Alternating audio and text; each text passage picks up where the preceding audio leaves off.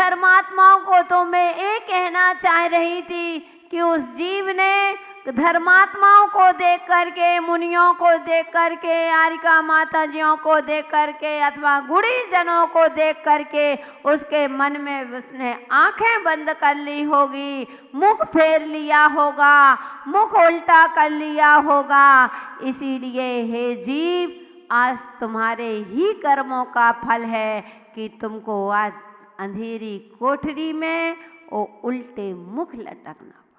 इसलिए बंधुओं, सामायिक पाठ में हमें शिक्षा मिलती, क्योंकि बंधुओं ध्यान रखना, जो धर्मात्माओं को कभी जिसके भाव कहते हैं, जिसको नरक गति का बंध हो जाता है, अपने अपने परिणामों को समझने के लिए यह सामायिक पाठ चल रही है। अभी तो खूब प्रदर्शन में आपने भगवान की भक्ति की, हाँ हुल्ला से भगवान की भक्ति की थी, लेकिन अब एक बार उन पंच परमेष्टि को देख चुके हो, एक बार अपने अंतर आत्मा को भी तो झांको।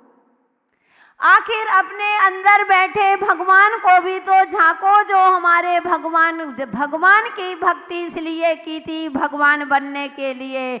लेकिन कैसे भगवान बनोगे जब तक तुम धर्मात्माओं को देख करके खुशी नहीं होगी, जब तक ओ बंधु जिसके धर्म की कोई धार्मिक अनुष्ठान होते हैं, वो मन में भले ही आप किसी को टोक नहीं पा रहे हो, किसी को मना भी नहीं करते हो।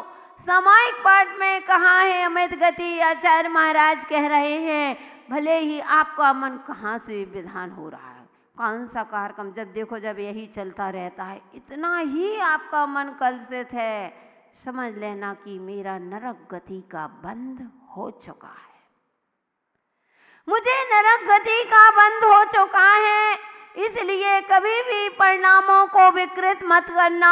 हमेशा धर्मात्माओं को या तो धर्म की आवाज़ सुन रहे हो, कोई भी कार्य होते हो तो गद हो जाओ बंधु, तुम्हें तो करना नहीं है, दाम लगे ना फिटकिरी और रंग चोखो को चोखो। वैसे तुम्हारा क्या जाता है, तुम्हारे भाव अच्छे करने में तुम्हारा क्या बिगड़ता है। दूसरों का खर्चा होगा कोई भी, लेकिन तुम क्यों अपना परिणाम खराब करते हो। कहते हैं कोई देता है, दानी दान करे और भंडारी को पेट दर्द करे, ऐसी कहावत है कि दूसरा तो दान कर रहा है और तुम्हारा पेट दर्द कर रहा है। अरे दूसरा कोई करवा रहा है, वो आपका मन कलुषित हो रहा है कि बस क्या मचा रहता है, यही लगा रहता है। तो बंधु ध्यान रखना, अशुभ गति का बंध। और अशुभ गति कौन सी गति का बंध? नरक गति का बंध। क्योंकि बंधु जिसको नरक गति का बंध हो गया है, उसको कभी साधु को हाथ में आहार नहीं रख सकता है। अगर विचार भी करेगा तो वह दे नहीं सकता है, क्योंकि उसको नरक गति का बंध हो गया है। और अगर कहते हैं वह सम्मेद शिखर जी की वंदना नहीं कर सकता है, एक तो भाव ही नहीं होंगे, और अगर भाव भी कर लिए तो अगर नरक गति का बंद कर लिया है तो आपको धर्म कभी भी सम्मेद शिखर जी की वंदना नहीं कर सकता। कहते हैं सम्मेद शिखर महात्म्य नामक एक ग्रंथ में लिखा है कि राजा श्रेणिक को भ्रम हो गया था,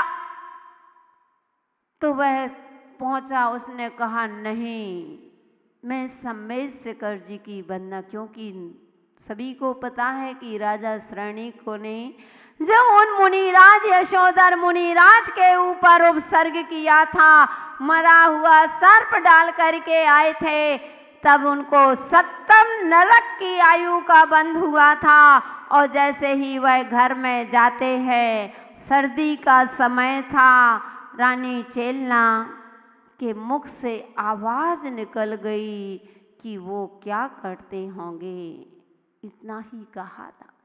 तो वह राजा श्रेणिक ने सुना, कही रानी तुम क्या किसके लिए कह रही हो। रानी कहती है, हे स्वामी मैं अपने दिगंबर संत को याद कर रही हूँ कि मुझे इतनी सर्दी लग रही है, कंबल पर कंबल ओढ़े हुए हूँ और चारों तरफ से हीटर आदि भी लगे हुए हैं। कमरे के अंदर कमरे में मेरा लेटी हूँ, फिर भी इतनी सर्दी। मैं उन मुनि महाराज का ध्यान कर रही हूँ कि वो क्या करते होंगे। बोले कि हमारे संतों करते, कहते हैं करते तपसेल नदी तट पर तन तन बरसा की झड़ियों में समता रस पान पिया करते सुख दुख दोनों की घड़ियों।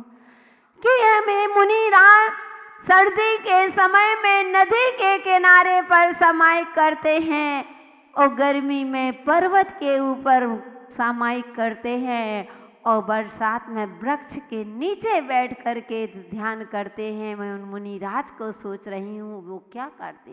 राजा श्रेणिक ने कहते, रानी तू किसकी चिंता, मुझे तो वह ढोंगी मिला था, मुझे रास्ते में वह मिला था और वे ऐसे सर्प डाल करके आ गया। रानी की आंखों में आंसू आ गए। उसने उसके मुख से हाय निकली कि तुम तो बोले। राजा कहता है, श्रेणी कह रहा है, रानी तुम क्यों रो रही हो। बोले स्वामी आपने बहुत बड़ा अनर्थ कर दिया, आपने अपना ही अहित कर लिया, दूसरों का हित छोड़ो, आपने अपना ही अहित कर लिया। तो बोले कि वह मुनिराज तो वह भाग गया होगा, वह तो ढोंगी। उन्होंने कहा नहीं, जो वीर के साधु होते हैं, वीर की संतान होते हैं, वीर होते हैं, वे कायर नहीं होते हैं, वे कभी विपत्तियों से घबराते नहीं हैं। उनको मालूम है कि आज की विपत्ति कल की संपत्ति बनती है, क्योंकि फूल हमेशा कांटों के बीच में ही खिलता है। मुनिराज के ऊपर कितना भी उपसर कर दो लेकिन तुमसे द्वेष नहीं करेंगे। अपनी आत्मा में अभी वही आगे का पाठ चलेगा। तो बंधो राजा ने कहा वह चलो विश्वास नहीं, और जैसे ही गया रानी तो चाह ही रही थी, गई तो जिस तरह से जिस अवस्था में डाला था उसी अवस्था में बैठे हैं, नियम संलेखना लेकर के बैठे हैं कि जब तक उपसर्ग दूर नहीं होगा तब तक मेरे चारों प्रकार के आहार जल का त्याग है। और बंधु देखा हजारों लाखों अनंतों कीड़ी चल रही हैं, चींटियों ने शरीर को खा लिया है, शरीर से खून निकल रहा है। रानी ने तुरंत सर्प को अलग किया और जैसे ही उपसर्ग दूर हुआ बंधु रानी ने नमोस्तु किया तो और राजा तो मुनिराज ने रानी को वही आशीर्वाद दिया। देखिए ये होती है साम भाव, यानी कि समता भाव। तो राजा श्रेणिक ने ढोंग से नमस्कार किया था, अच्छे मन से नहीं। ढोंग जानते हो, ऊपर मन से औपचारिकता से दिखाने के लिए नमस्कार किया। जैसे ही नमस्कार किया बंधो ओ मुनिराज ने आशीर्वाद धर्म वृद्धि, ओहो इतना कहते ही उनको गिलानी हो गई कि धन्य मुनिराज, मैंने उपसर्ग किया तो मुझे भी वही आशीर्वाद, और रानी ने उपसर्ग दूर किया उसके लिए भी आशीर्वाद। जरा सा भेदभाव नहीं, इतनी समता भाव। तो अपने आप में इतना पश्चाताप हुआ। तो मैं ये बताना चाहती थी कि सभी को मालूम है कि जब मुनिराज के ऊपर राजा श्रेणिक ने उपसर्ग किया था तो कौन सी नरक आयु का बंध हुआ था? सप्तम नरक की आयु का बंध हुआ था। और जैसे ही पश्चाताप हुआ था, आत्मग्लानि हुई थी, औछाइक सम्यक दर्शन हुआ, और तो वह आयु कौन से में आ गए थे? पहले नरक। कहाँ 33 सागर की आयु का बंध किया था और पश्चाताप से पहले नरक 84,000 वर्ष की आयु में आ गए। लेकिन नरकों में तो जाना ही पड़ेगा, क्योंकि मुनियों की निंदा की थी, मुनियों के ऊपर उपसर किया था। धर्मात्माओं के ऊपर उपसर करोगे तो फल तो मिलेगा, कम बढ़ हो सकता है लेकिन छूट नहीं सकता है, क्योंकि नरक गति का बंध हुआ था, आयु का बंध हुआ था। गति का बंध तो छूट बढ़ जाता है, लेकिन आयु का बंध जो होता है वह भोगना पड़ता है। तो राजा श्रेणी को मालूम महसूस हो गया था कि मुझे नरक गति का बंध, तो सुन लिया था कि वह कभी साधुओं के हाथ में आहार नहीं दे सकता और कभी वंदना करने नहीं जा सकता है।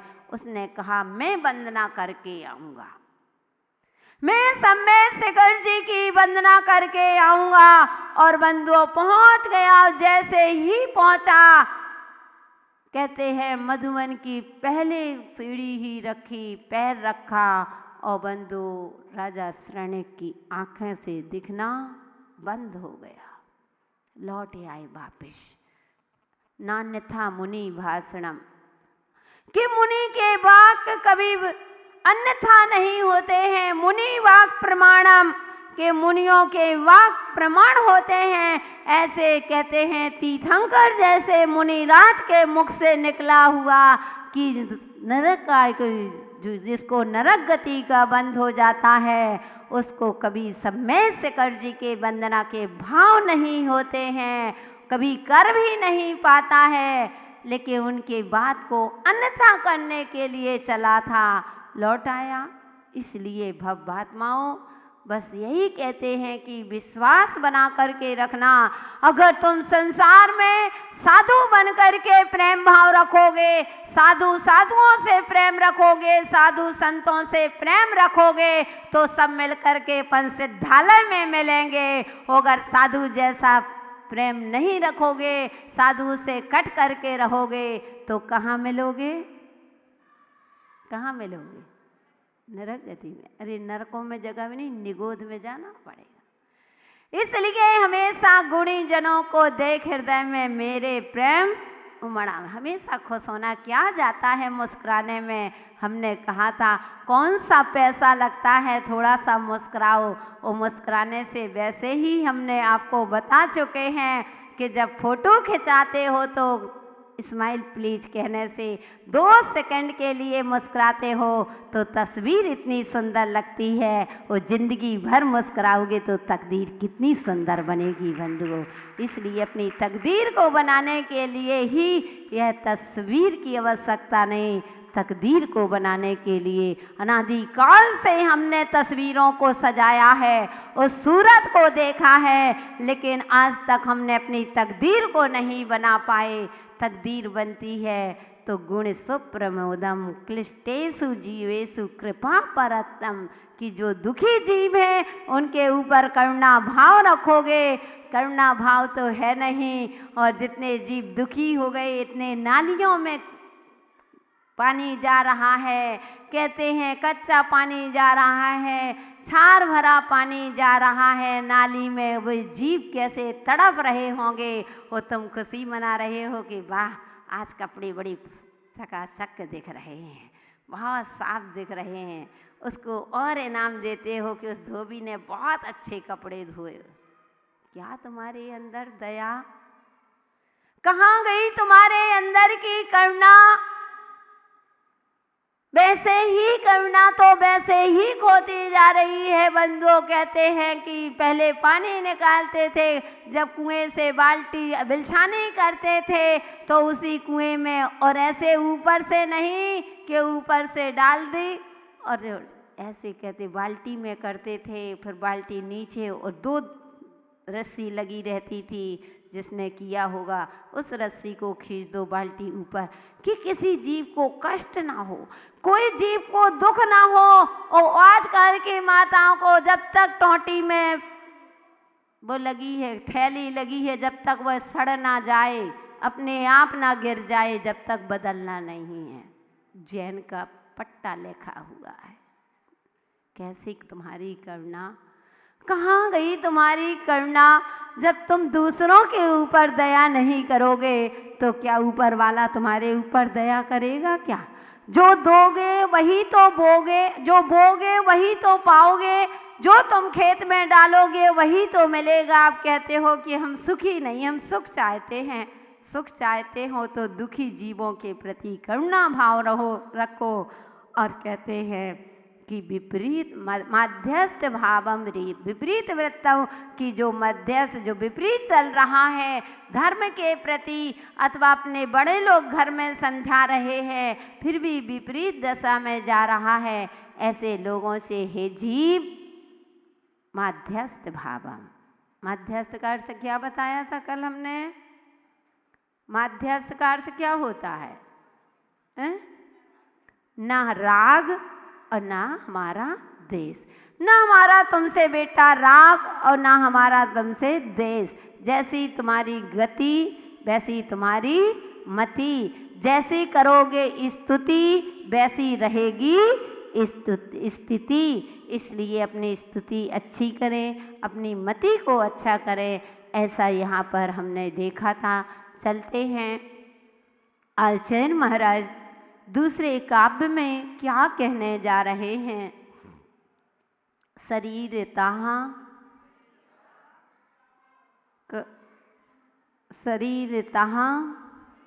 कर्तुमनन्तो करत्तुमनन्तो शक्तिं